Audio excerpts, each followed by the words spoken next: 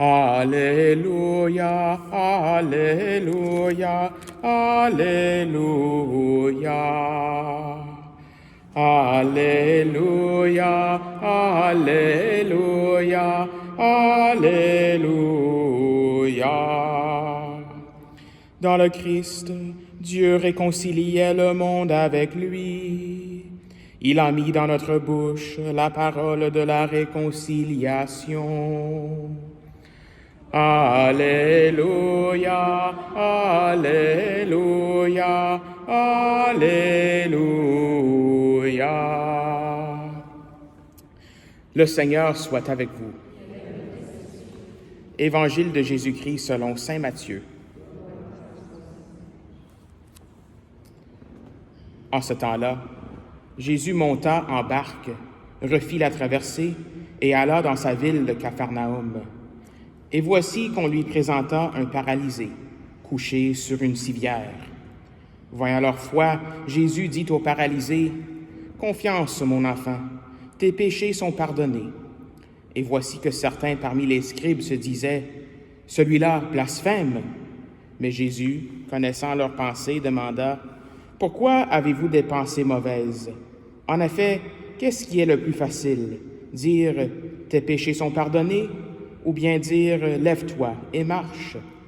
Eh bien, pour que vous sachiez que le Fils de l'homme a le pouvoir sur la terre de pardonner les péchés, Jésus s'adressa alors au paralysé, « Lève-toi, prends ta civière et rentre dans ta maison. » Il se leva et rentra dans sa maison. Voyant cela, les foules furent saisies de crainte et rendirent gloire à Dieu qui a donné un tel pouvoir aux hommes. Acclamons la parole de Dieu.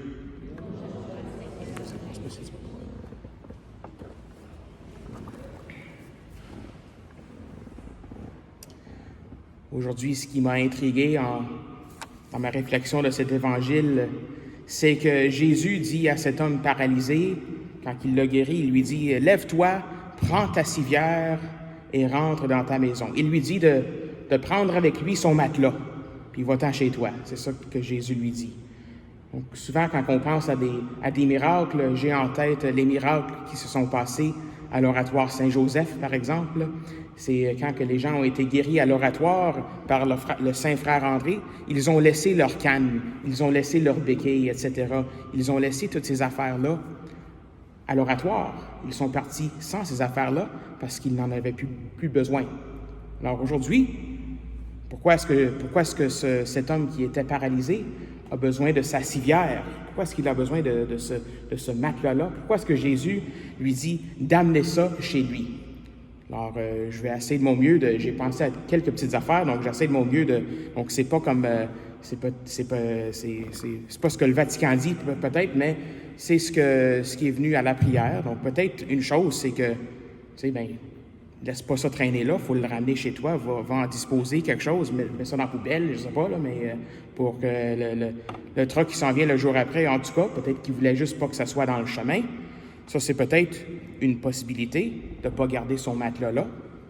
Mais, ou une autre chose, c'est de regarder un peu plus, qu'est-ce que ce lien entre ce péché et la paralysie de cet homme. Donc, regardons un peu le contexte de l'Évangile. La première chose que Jésus dit à cet homme en le voyant, c'est « Je te pardonne tes péchés ». Ça, c'est ce que le Seigneur lui dit. Alors, il y a une connexion que Jésus fait avec le péché et être paralysé. Le péché nous paralyse. Le péché nous retient. Je ne sais pas si vous avez déjà vu quelqu'un qui est paralysé. Moi, j'ai vu quelqu'un qui était paralysé à un moment donné. Et souvent, qu'est-ce qui arrive? C'est qu'ils perdent un peu le contrôle de leurs muscles, ils perdent les muscles, en fait. C'est ça qui arrive. Donc, la main devient, par exemple, si c'est une main, ça a une atrophie, ça se rétrécit. Père David avait utilisé un mot il y a quelques semaines, recroquevillé. Si on se retourne. Donc, c'est ça que la paralysie fait. Donc, physiquement, c'est que ça nous retourne comme ça. Et ça fait ça spirituellement aussi. Quand on est paralysé d'une façon spirituelle, quand on est paralysé avec nos péchés, on se retourne sur soi. On est figé, si on veut. C'est impossible pour nous d'aimer comme Dieu aime quand on a des péchés. On est incapable d'aimer, en autre mot, quand on est dans le péché. Si on est dans le péché de l'idolâtrie, on est incapable d'aimer le Seigneur Dieu. Ça, c'est un exemple. Si on est dans l'impureté, on est incapable d'aimer notre prochain comme il faut. Mais d'une certaine manière, c'est aussi difficile d'aimer soi-même. On se sent mal, on a une honte quand nous avons un péché. Alors la bonne nouvelle, c'est que le Seigneur veut nous débarrasser de tout cela. Il veut nous libérer de tout cela.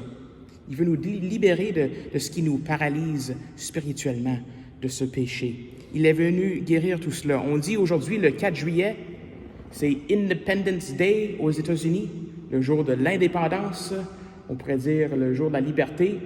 En tout cas, je ne vais pas commenter sur ce qui se passe aux États-Unis, mais c'est peut-être comme ça qu'on peut voir ce sacrement de la réconciliation. C'est le jour de l'indépendance. C'est comme notre baptême. C'est le jour où est-ce qu'on est libéré. Et on fait ça, on renouvelle ça chaque fois qu'on vient au sacrement de la réconciliation. Alors revenons à ce matin-là, avec tout ce que j'ai dit, avec le péché et être paralysé. Revenons à ce matelas. Pourquoi est-ce que Jésus lui demande d'amener son matelas quand ses péchés sont pardonnés, quand que sa paralysie est guérie? Peut-être c'est parce que ce matelas-là va lui rappeler de son péché, va lui rappeler de sa paralysie. Peut-être que, tu sais, on a une bonne mémoire comme être humain, hein?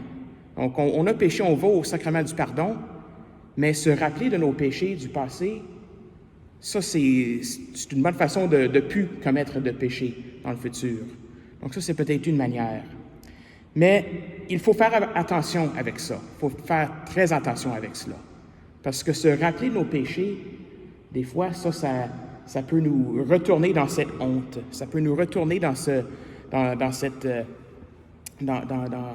sentir mal un peu d'avoir commis ce péché-là.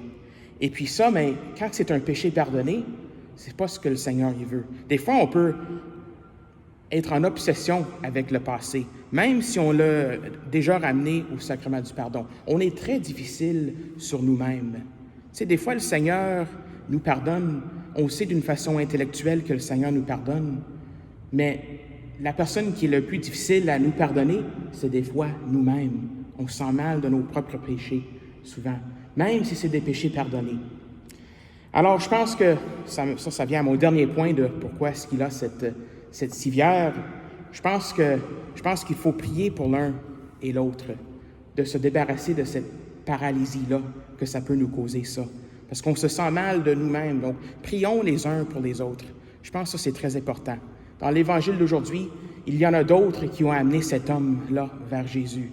Si c'est quelque chose qu'on a déjà demandé le pardon pour, si on sait que le Seigneur nous a pardonné, pourquoi est-ce qu'on est si difficile sur nous-mêmes?